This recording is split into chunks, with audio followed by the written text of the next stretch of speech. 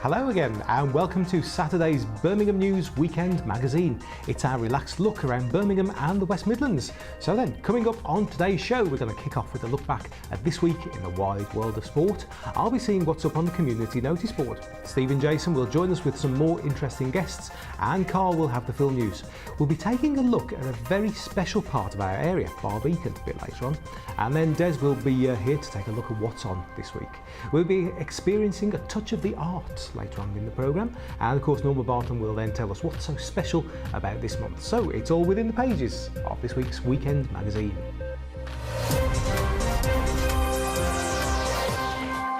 So then, first up, here's a look back at this week in the wide world of sport.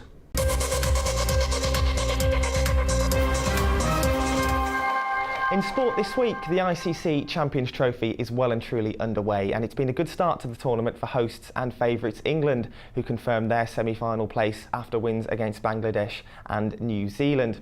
Edgbaston Stadium in Birmingham has been allocated to host 5 matches throughout the competition, and at the Fan Park in Victoria Square, a giant superhero comic strip mural was unveiled. It's themed on the tournament and designed by Birmingham artist John McRae, who produced a small drawings of the strip before the team of artists then painted them onto the canvas, which we can see now.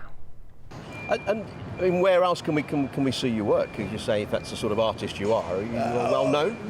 Reasonably, yeah. I'm published by Marvel in DC. So if you go into W.H. Smith's, you'll see 2000 AD at the moment has a Judge Dredd story being published by me at the moment. But if you go into any comic shop or anywhere in America and across Europe, my comics are published all across there. So. And what is the story of what we see here, or is there a story? Well, it's just basically the idea of these 8 teams of sort of very competitive groups of cricketers fighting it out for the main prize, and the idea behind that sounds very much like a superhero story. Right. You know, your Avengers versus whomever, and so you've got that was the idea behind it, just to give that sort of idea of the drama, the drama and the sort of dynamism of the whole thing, and getting a superhero artist to do it seemed like a good idea. So it's here in Birmingham. Sure. These drawings going to move around as the tour continues? These ones are going to be in Edgbaston, and then the next one is in Cardiff, and there's a new mural that's being produced for Cardiff. I've done the drawings for that already, yeah. And it's being painted up as we speak, nearly finished, and then it's culminating down in the Oval. The trouble is that the final story is meant to be the 2 finalists playing against each other, and we don't know who they are just at the moment. It's strange, isn't it? No, it's odd, and I haven't got a magic ball. Yeah, it's not very helpful to you, is it? No, not really. It's so we're playing it by ear, and I'll have to produce the story loosely, without drawing faces in, without the team colours in place, and then when we find out who we are dealing with, and then it's a mad scramble to quickly finish it so that it can get installed at the Oval before the actual final. And then when at the final, these ones and the ones up in Cardiff will come down, and they'll be put in a big display at the Oval. And how long will that actually take you to produce and doing from finding out who the drawings, and then hopefully I'll have most of the drawings done by that point. You know, all the figures will be done. It'll be a matter of me dropping heads onto bodies as much as it is, and then the colorist who I work with to sort of put the colors in, he will have to then quickly drop the team players' colours into place. Is it spray paint that you use for this one? Well, this isn't me. Remember, these guys have used spray paint and marker pens to produce this. Myself, I just work predominantly in ink on paper. Right. And, you know, the original drawings for this were this size, and then they've been blown up to this size. So it's really interesting to see it done like this. Yeah, wow, it's fantastic. And Thank you. And we understand, obviously, when the tour's finished, these drawings are going to stay in Edgbaston? That's right, apparently so. I just heard that myself. There's going to be a permanent exhibit at Edgbaston, which is very, it's kind of a privilege for me. I'm very honoured. Well, that's great, because it means any fans or any cricket fans, or even fans just from the West Midlands, who don't get a chance to see them, yes, they can, after the tour, they can pop down to Edgbaston Stadium and have a look. Absolutely. Is there anything like prints coming off them where the public can buy them? Anything like that? Well, as far as I'm aware, they're going to be put into the booklets So they're going to be put into the promotional booklets. I've no idea if they're going to do anything more with them. I guess it depends on reaction from people as to whether or not they take it any further than that.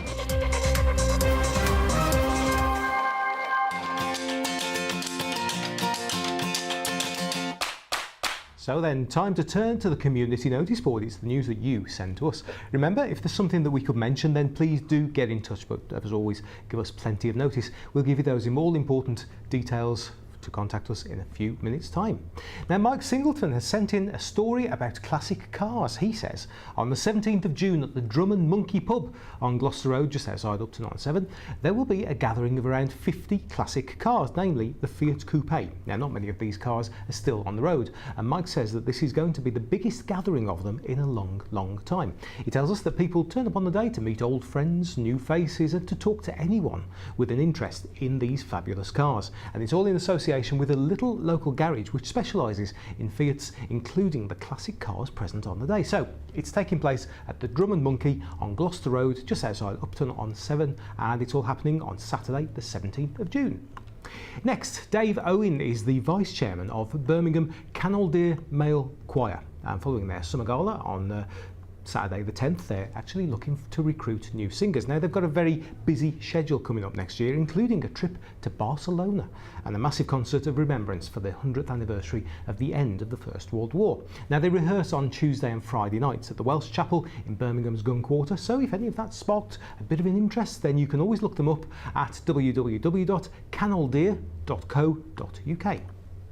Next, Vi Wood has been in touch. Now, Vi tells us that she's the face and founder of Leslie's Care Packages for the Homeless, which has been set up in loving memory of her dear husband Leslie. Now, they are a non-funding, non-profit voluntary group which was set up in August last year through Facebook, and already it's attracted a big response from generous people across the Black Country. The aim is to raise awareness of homelessness, as many people are still in the dark about the extent of homelessness. They accept donations which they then pass on to rough sleepers and homeless people living in shelters and emergency accommodations. Now, amongst the list of foods that they accept are small bottles or cartons of water or juice, biscuits, chocolate, crisps, tinned foods, pasta, sauce, gravy, jam packets, soup, tea, coffee, sugar and salt. And then they're also grateful for clothing items and other bits and pieces such as socks, although ideally they should be new, toilet roll, deodorant, wipes, shampoo, body lotions, razors, toothpaste and toothbrushes. They're grateful for anything, so if you could offer a donation, maybe help out, or if you just want to find out more, then the original Facebook page is at facebook.com/Leslie's Care Packages for the Homeless, and the website is www.lesliescarepackages.org, and you can contact them directly via either of those places. Now, staff and volunteers at Tipton Library have put together a five-a-side football team cleverly called BC Milan. Black Country Milan, get it? Yep. They're looking for community-based teams from the other BC authorities, which is Dudley, Walsall and Wolverhampton, all to play in a series of special friendly matches as part of this year's Black Country Festival at the end of July. Now, BC Milan comprises of staff, volunteers and friends of the library with a blend of youth and experience, with the youngest player aged 18 and the oldest player in their 50s. Yeah. Even Tipton Library manager, my old friend Robert Hazel, will be rolling back the years and making a guest appearance. Watch out for his knobbly knees. Anyway, teams must be comprised of community workers, and the emphasis is on fun and celebrating this year's festival. So any team interested should give Robert a call at Tipton Library on 0121 557 1796, or you can email bertieprettything@yahoo.co.uk. Now, BC Milan will be making their debut in a friendly game against Tipton Community on Saturday the 15th of July at 1:30 in the afternoon at the home of Tipton Town FC, which is Tipton Sports Academy. You know, just down past the Asda? Yeah, you know where that is. And good luck to them. Now, employers, schools and communities in Birmingham are being urged to get involved in the first ever National Clean Air Day next week. The environmental charity Global Action Plan is working with Birmingham City Council to host a series of events across the city on Thursday the 15th to raise awareness of the effects of air pollution and the positive practical steps that people can take to help reduce it. Businesses, schools and communities are being encouraged to organise their own events too, and the various downloadable materials on offer, plus anyone can make an online pledge to take action to reduce air pollution on the day itself, including switching their car engine off when stationary, leaving their car at home altogether, that's what I do, walking their children to school instead of driving them is also a good idea. So then, National Clean Air Day is this Thursday, the 15th of June, and that website with all the downloadable bits and pieces is www.cleanairday.org.uk. So there we go. That's what we found pinned to this week's community notice board. If you know about something that we could tell people about, why don't you get in touch? But do give us at least a week's notice. You can email news@madeinbirmingham.tv, or on social media, look us up at madeinbhamtv, or use the hashtag Birmingham News. And of course, as ever, we'll have more for you at the same time next week.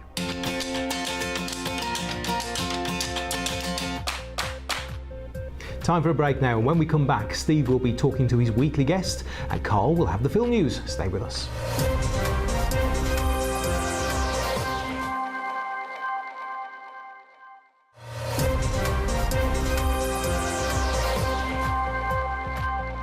Welcome back to the show. Still to come later on, we'll be seeing what's on in the West Midlands, plus we'll be taking a very special look at a very special part of our area. Now, over the past 30 years, thousands of different musicians and dancers have performed at Robana's studios in Birmingham, but the owner, Rob Hoffman, finds something fresh to enjoy every day. Steve Green spoke to him about the studio's humble beginnings and its growth into one of the country's biggest rehearsal facilities. It's 30 years since you launched this place. I think when you started, you only had one room. Wow, yes, it seems like a long time ago. But the great thing is it's still exciting now, as it was then. And there was one room, yeah. And now there's, 3 blocks and 70 rooms. And you're still expanding as well. Absolutely. We've now hit the 72 studio mark. We deal with bands, we deal with record companies, we deal with agents, pole dancing, street dancing, theatre groups. It's a fabulous place, and it's where dreams come true. And yes, we're still expanding, yes. Which is amazing. I mean, of course, Midlands music is itself expanding at the moment, so there's lots of new bands coming out all the while. There's always new bands. To that degree, that hasn't changed. And when a band splits up a few weeks later from the ashes, there's 2 bands. And invariably, only one of those may survive. But the bands survive, and there's a constant flow of brand new bands, always. They're changing all the time. They split up, they dissolve, they call it a day. A few weeks later, they're back again in a different guise. Amazingly, of course, some of the bands that have come out on and off over the years, people like Ozzy Osbourne and Black Sabbath, they've kept going until quite recently anyway. Yeah, they certainly have. And to a lot of people, music's in their blood. They're very passionate about it. They love playing. And if they love playing and they can somehow make a living out of it as well, it's a great way of doing it. So yeah, bands keep coming back. Yeah. You were telling me that you often get youngsters booking a couple of hours here, get dropped off by their mums and dads and left here for a while. You have to get out of the house, take that damn musical kit out of the house for a while and go and play in a proper studio. Great. Well, yeah, they come here and they can make as much noise as they want. And the mums and dads love it. They do drop them off, and it's like, look after them for us, we'll see you in 3 hours. And the mums and dads go shopping in town, and the kids are here playing everything as loud as they want and not interfering with anybody, not upsetting anybody, and having a great time. There is a very much of a family feel here. I've been walking up and down the corridors looking in, and everyone here it's like one big community, like a large village. It is, because there's so many bands that use the place. We average between 120 and 150 bands a week. Rock bands, pop bands, soul bands, indie bands, bhangra bands, reggae bands, all sorts of music. And that's everything from 14, 15-year-olds right up to people in the 60s and 70s that have been playing for 40, 50 years. So there's a complete cross-section of bands here, and a lot of them know each other, yeah. It's the biggest rehearsal studio in the country, of which we're very proud of that, even though the Guinness Book of Records won't recognise it. And yeah, it's fabulous. And the bands, we're lucky that the bands still coming back to us, and we look after them, we nurture them, we encourage them, we support them. If they need equipment for gigs, we help them. If they need to get gigs, we help them to get gigs. And the bands do keep coming back. So yeah, as long as there's bands in Birmingham, we'll carry on providing the service. Yeah. So you're still finding bands turn up here with music that's fresh and exciting to you now, even after hearing 30 years of all these bands turning up? I think that's the exciting thing about working in this kind of environment. You never know who's going to come through the door. Some bands, they've just rehearsed 2 or 3 hours a week, once a week, twice a week, 3 times a week. Some of the other bands, the professional bands, they'll see it as a job. So they'll come in on a 9-to-5 basis, 40 hours a week, and to them it is a job. They do make a living out of it. And although most of my customers us are young bands starting out doing the odd gig. We do find that there's the professional bands that see it as a living, and they get paid for it, and they tour around the world. And to them, it is a full-time business, running the band as a business. But obviously still the love of music behind it. Well, you've got to have a love of music, and anybody who works a long time doing what they do, they've got to have a passion for it. Like I've got a passion for what I still do, and it's as exciting now as it is 30 years ago. And the bands as well. The bands come in when they write a great song, and to them it's a buzz, it's exciting. They get off on that. They come out of the rehearsal studio buzzing. They've gone in at one level. They come out 2 hours later at another level, buzzing, flying, bouncing, full of the adrenaline of pumping the guitar and the Marshalls and the Mesa Boogies at 2 hours at full throttle. And that's a real buzz. It's adrenaline pumping, and you know, we nurture that, we enjoy that. Do you play yourself out of interest? No, I don't play. But so all these instruments, all this equipment, and you don't even play the That's right, I don't play, but I love being in the business, and it's exciting for me, it's a buzz for me, and it's adrenaline pumping for me, seeing the bands coming through, and obviously seeing how the business has developed from one rehearsal studio right through to what we've got here, which is a huge cross-section of rehearsal, music, video, dance, pole dancing studios, and it's great for me to see that, and all the bands that have come through over the years as well. Well, it's been a great pleasure to look around the place today, Rob, and thanks very much for making us so welcome. It's been a pleasure having you. Hope you come back again soon. Certainly will. Okay. Thanks, Steve. And next week, Steve will be cooking up another interesting conversation as he talks to a bloodthirsty Birmingham baker. Welcome to the House of Screaming Death, otherwise known as the Manor House Museum in West Bromwich. Now, we're basing our film news here throughout this week because this is not just the location for a new movie, it's also hosting the premiere of this film, which has been 4 years in the making, featuring a host of West Midlands actors, technicians and experts. We're going to be watching the film, we'll be showing you some clips from it and meeting the cast and crew as well. We were down here on location actually almost 12 months ago at this haunted house, one of the most haunted locations anywhere in the West Midlands, to hear about things that were going bump in the night when they weren't supposed to. So looking forward to finding out what the cast and crew have made of this amazing location. I confess I do love telling a good scary story. Creating a world and the living, breathing characters within. So, Troy, you've now screened it here in the place where probably 80% of the movie was actually shot. What's the overwhelming feeling now that, you know, it's finished? Sheer absolute terror, because now the cat's out the bag, so to speak. We've got to get it out there to various audiences, various festivals. We're in some already. For example, the Starburst International Film Festival in August, we're in for that. Is that the one in Manchester? It is indeed a 2-day event, so that's very exciting because I used to love Starburst magazine, they're ace. I used to as well, but also on a more practical level, lots of potential distributors going along to events like that. I mean, that's hope. I mean, we've got a big name in there. We've got something that's not been seen for a while. It's British, it's homegrown, and hopefully people are going to like it. And I'm delighted to now be joined by 3 members of the cast. We have a vicar, no less, an innkeeper, and a man who spends probably too much time in the haunted house, wearing not very much, actually. We'll get to that in a minute. Just tell us who we've got here and your name and the character you play. My name is Ernest Vernon, and I play the innkeeper in the 3rd story of the film, The Vampire. I'm Craig Edwards, and I play Sam Campbell in the 4th story, The Diabolic. My name's Charles O'Neill, and I play Father Malone in The Vampire. I mean, we should just say, obviously, this is an anthology movie, so there's lots of different time frames. Presumably, because of that, lots of you guys during filming weren't actually, you know, on set together, and it's only after the film finishes that you actually get a chance to all mingle and talk about what you've done. Is that? That's right. Well, this is the first time I've seen the film tonight. It was premiered last week, but unfortunately I couldn't go to it, so it's the first time I've seen it. And obviously, people are in it that you don't see. So you look at the film and it makes you realise just how many people were actually involved. What was it like shooting in this place? I mean, it's incredible. I mean, as a building, it's breathtaking. There's so much history here, and as you're walking, I don't know about you guys, but as you're walking through, you can get a sense of that, and you know, you're perhaps not the first 100 people to touch the beam team. It's got the right atmosphere for the film. It has. And Charles, the vicar, talk me through your character. Father Malone, yeah, he's quite sympathetic to the main character in that story, and he does come to a rather grisly end, shall we say, and he's a bit remorse about that towards the end. I'm joined by 3 members of the cast. Give us a quick rundown who you are and the character you play. I'm Brett Dewsbury, I play Thomas Burlington. Laurie Emerson and I play Cynthia. I'm James Bradley and I play the Demon. The Demon. We'll save the Demon till last, I think. And obviously, this is an anthology movie, as we said, so lots of different stories in different time frames. So I get, a lot of the time you guys weren't actually working together. But so without any spoilers, in a nutshell, your character is? He's basically a new arrival in the village. He doesn't know anybody there. He's there on work affairs, just to take time out and catch up on the work that he's missed.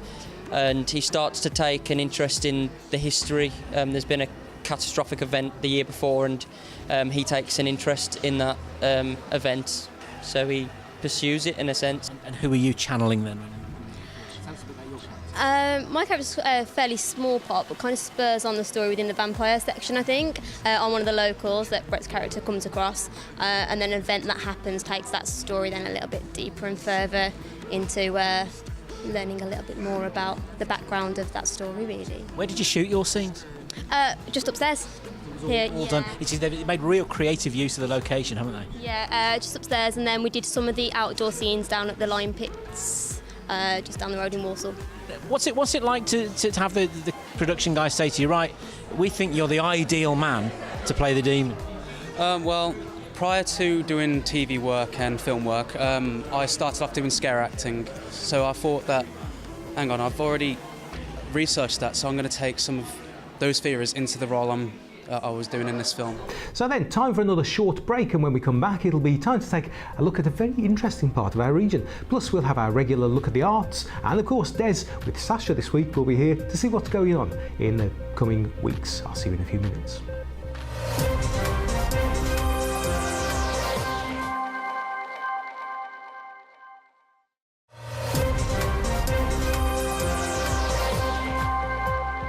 Welcome back to the programme with me, Lee Bannister. Now it's time for a new series of features on a very special part of our area. Barbeacon is on the border between Walsall and Birmingham, and over the past 5 years it's undergone quite a transition. Now over the next few weeks we're going to be profiling the area in our new series, Raising the Bar.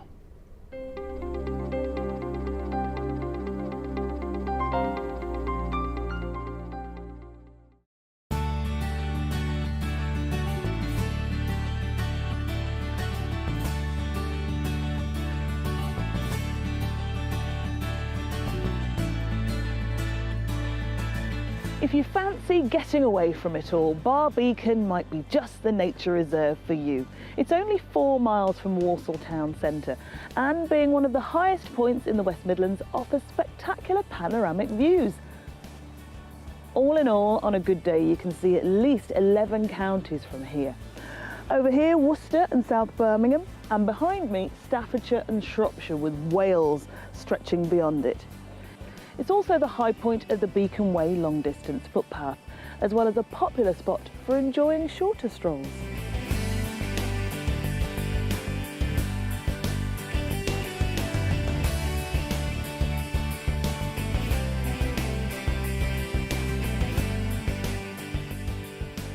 The focal point of Barbeacon is its War Memorial, one of Walsall's most recognisable landmarks. A Heritage Lottery Fund project, Raising the Bar, was launched in 2012 with the celebration of the Queen's Diamond Jubilee and with the lighting of the beacon. The project was called Raising the Bar, and its aim was to restore the memorial and other heritage features, as well as community engagement.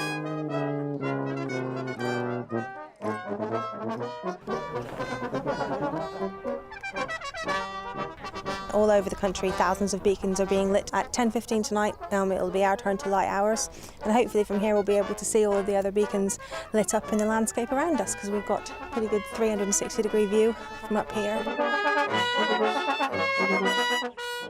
Raising the Bar is a project that is going to run for 3 years, and it's about to start imminently. We've received a grant from the Heritage Lottery Fund to restore the heritage features on Barbeacon, so the War Memorial, the flagpole and the historic plantation behind me.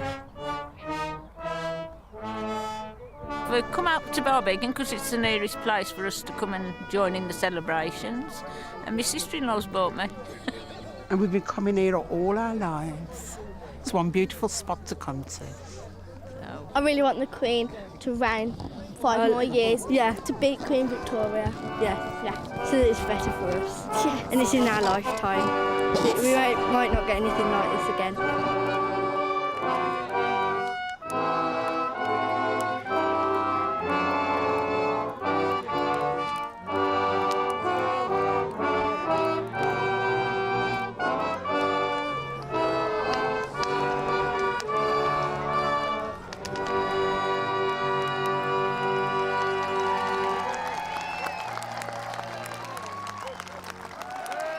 Throughout history, fires have been lit on hills to send messages, warn of danger and commemorate significant events. Tonight what we've done, we've been part of an international series of beacons that have been across the Commonwealth and across the UK, and I'm absolutely delighted that Barbican's been involved. It's the first time in many, many decades that we've been involved in an event like this, and we've lit the beacon, we've had some fantastic music, and I think about the 500 people who attended have really enjoyed the event to celebrate the Queen's Diamond Jubilee.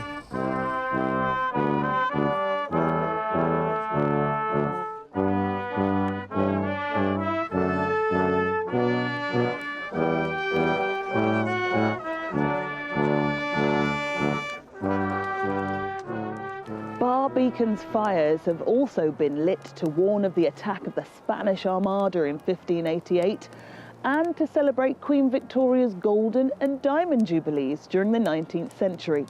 The beacons created a chain of fires on hilltops right across the country. It's thought that Barbican means a hill used for fire signals because bar is Celtic for hill or Old English for summit.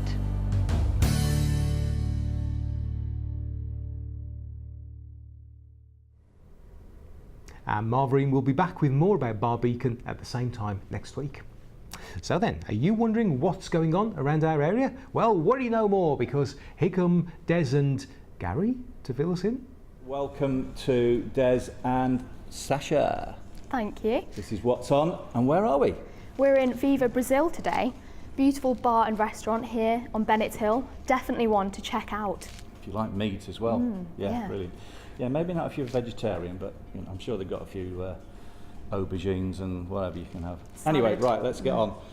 Monday, the 12th, License to Rhyme. Now, this is a new monthly spoken event. It happens at the Artrix in Bromsgrove, and poets Maggie Doyle and Spoz. Now, Spoz is coming on the big engine debate at the end of the month. Brilliant, brilliant poet. He was the poet laureate for Birmingham a few years ago. It's given over to guest poets, there's a headliner, and also at the end of the night you have an open mic performances as well. So that's a cool night. If you're into poetry and spoken word and that, you know, maybe you should check it out. Yeah, might see some slam poetry there, some people heading up on stage. Yeah, that's the new thing, in it, slam. Yeah. I'd love to give that a go. And at the Rep on Thursday, Ursula Martinez presents Free Admission, a show that celebrates the inconsistencies and contradictions that make us all human, as well as having a bit of a dig at some of the things that are our own fault too. Now, she'll be bearing her soul and possibly a bit more. Yeah, now see, here's something. If you go on YouTube and check out Ursula Martinez, there's a video that went viral of her doing this amazing performance. It was a few years ago, and I saw her actually interviewed recently because she was a bit upset about it going viral. It sort of gives the game away, but she comes on wearing a suit and she has a little pocket hanky, and I won't say any more, just check it out. Go onto YouTube and put in Ursula Martinez, and I think it's called Hanky Panky. You've got to watch it. If that doesn't make you intrigued, check it out. Check it out. Right, comedy shows. This coming week, Wednesday, Tom Green's European Road Trip. That's at the O2 Institute. Thursday night, the Glee, Andy Robinson has Comedy Carousel. That's a brilliant night. Happens every week. Edinburgh over at the Mac has David Trent and Lost Voice Guy.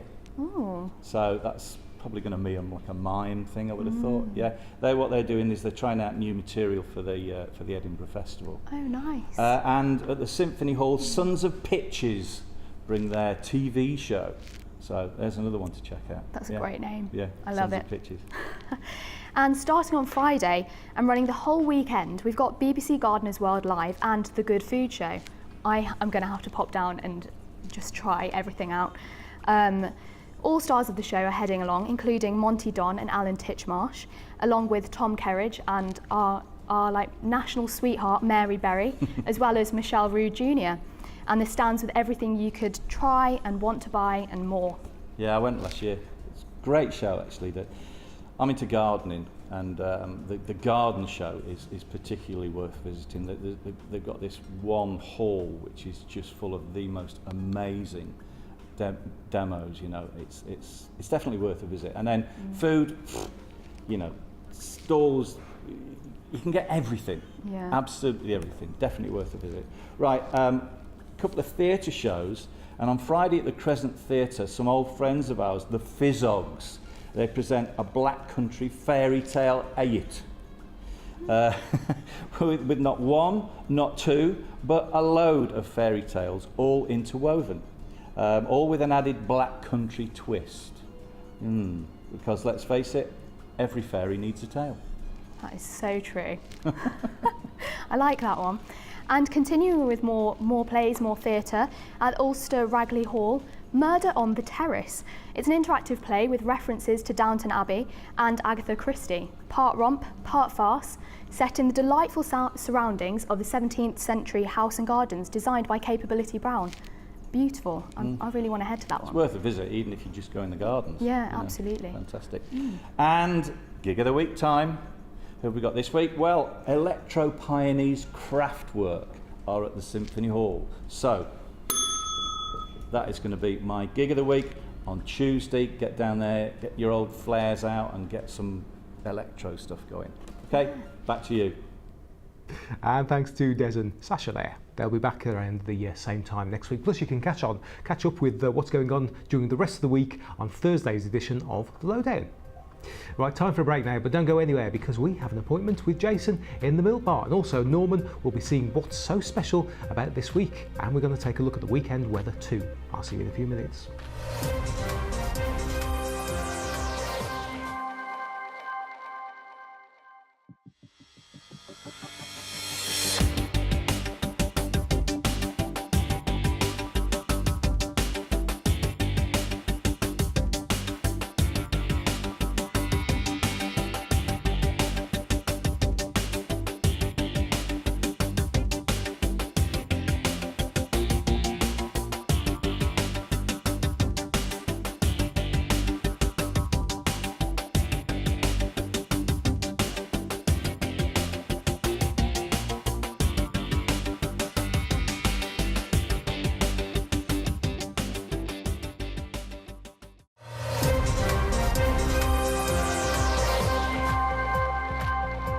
Welcome back to the final part of today's programme.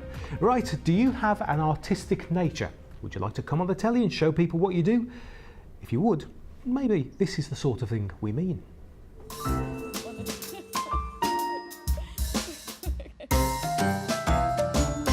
I'm Hannah, I'm a printmaker and I make monotype prints from collaged media from all sorts of different sources. I take images from other artists' work, from books, films and sketches that I've made myself. Monotype is just a really fun, really easy way of printing. It doesn't take very long and it's quite spontaneous, so you can't get bogged down in any details because the ink will dry before you've worked out what you're doing. So we start with a glass plate, and then you cover that in a thin layer of ink, and then take a piece of paper and gently lay it on top of the ink, and then any pressure that you put on the back of the paper will transfer through to the front of the paper from the ink. So I use a pen or a pencil to mark from the back of the paper, and that picks up the ink at the front. So I collect images from all over the place. I draw in a sketchbook first so that I have something to reference. So lots of these are drawings from real life. Lots are images taken from other artists' work. So these legs, for example, are Tintoretto.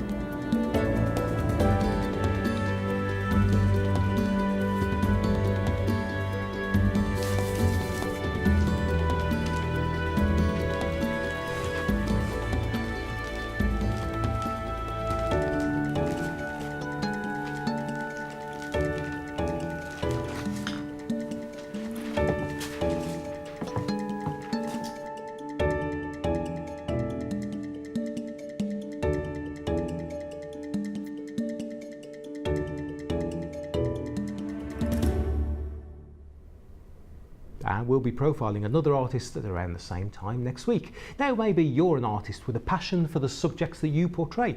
Why don't you get in touch? You never know, we might be able to feature you or your work on the show. Or perhaps you even know of an artist that we could cover. Either way, we'd love to take a look at your work, so why not get in touch? You can email us, news@madeinbirmingham.tv. Right now, let's make our regular call to the Milk Bar with Jason Forrest. And Wolverhampton's Grand Theatre are taking Panto out on the road to schools across the region during the summer. Jason has been finding out more about it from the team behind it. James Collins is Creative Learning Coordinator at Wolverhampton's Grand Theatre, and this June he's helping introduce some kids to Panto. James, tell us more about what's going on. So in June we're going to be taking a tour called Introduction to Pantomime into primary schools. It starts on the week commencing June the 19th to week commencing July the 10th. And it consists of two halves, and Ian Adams is going to be, who's our Panto Dame in Aladdin, and he's going to be back in Jack and the Beanstalk. He's going to be leading the interactive workshop that we've got. That lasts for about 40 minutes, and then we have a break, and then we have an interactive production of Jack and the Beanstalk with Ian and Julie Payton, who was in Cats. So some big names, big stars, and they're used to appearing on stage in places like the Grand. And obviously the sort of auditorium we're sitting in now is where the kids' mind's eye is going to place them as this Panto takes place at their school. And this is something that was done last year as well, and Ian was involved then, and I know it's proved to be really popular. Yeah, it's really successful then. I think we took it to 20 schools last year. This year we're taking it to 40 schools.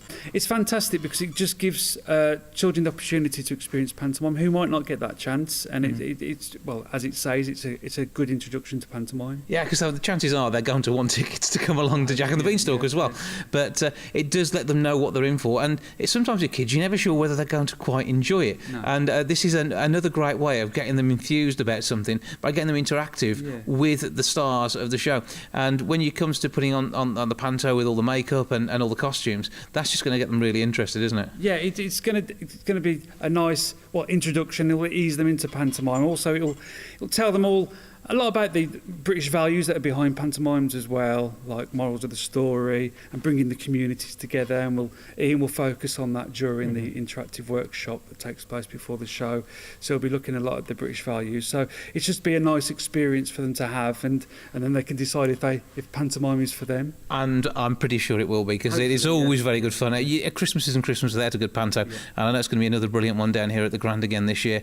A fantastic cast for that one, and everyone in the mood for it. So basically, you get to fill your school hall with the magic of panto. Yeah, we advise maybe Key Stage 2, all of Key Stage 2 to come down for the interactive workshop, and then for the actual panto itself, the whole school are invited, or as many people they can fit in their school hall. That's fine. That's their only limit. So that works really well. If people do want to get in touch and find out more, what's your email address? My email address is jamesc@grandtheatre.co.uk. Thanks, Jason, and we'll have more from the Milk Bar at the same time next week. But of course, if that's not enough for you, then the Milk Bar is also on the radio and it's a podcast too. Just order up themilkbarpodcast.com to find out more. Now then, just before we go, a health watchdog is calling on you to come up with the perfect name for its new mascot. Now, this cuddly character will form part of a campaign to raise awareness of Health Watch Walsall throughout the area this summer, and the person whose suggestion is chosen by the judges will receive £50 worth of Amazon vouchers. Now, it's hoped that the mascot, designed to mirror elements of the Health Watch logo, will help the organisation reach out to a younger audience. The awareness campaign aims to spread the word about Health Watch Walsall's work and how people can have their say on health and social care services in the area. Now, suggestions can be submitted along with your name, address and age if you're under 18, and phone number to the email address communications at ecstaffs.co.uk. Now, Healthwatch Walsall is part of the nationwide government initiative Healthwatch England, which is the national consumer champion in health and care, and you can find out more at www.healthwatch.co.uk. Now then, let's take a quirky but interesting trip back in time with everyone's favourite historian. It's Norman Bartlam.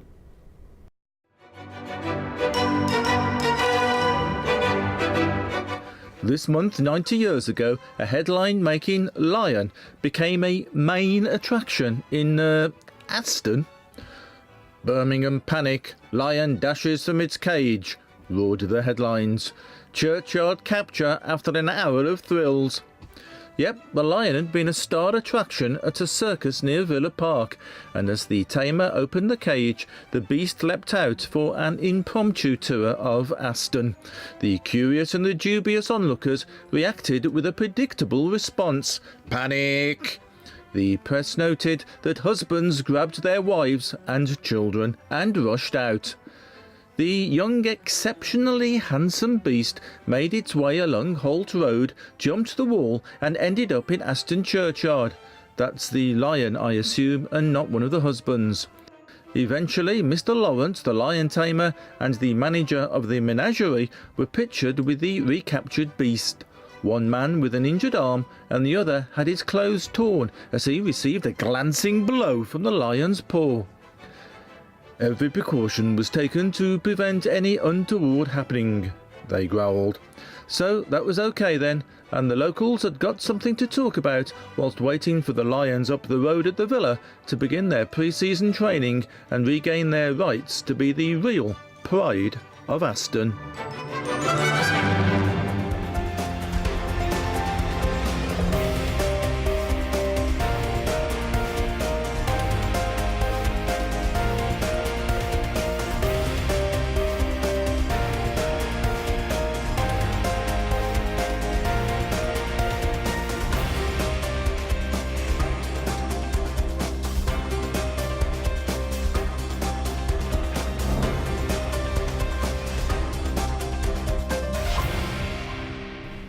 And if you'd like Norman to take a look at something in history, why don't you get in touch? You can email news@madeinbirmingham.tv. So then, it's time to close the pages of the Birmingham News Weekend magazine for Saturday. I'll be back tomorrow night at 6 with more from the Weekend magazine, and then I'll see you bright and early on Monday morning at 7 for the Birmingham News Review. Plus, of course, you can keep up to date with more news for Birmingham and the West Midlands every weekday at 6 and 8 in the evening. So that's it for now. Stay tuned, the weather's up next, and then after the break we'll be seeing what George and Taffy have been up to this week on The Lowdown. Thank you for watching. From me, for now, ta-ra a bit.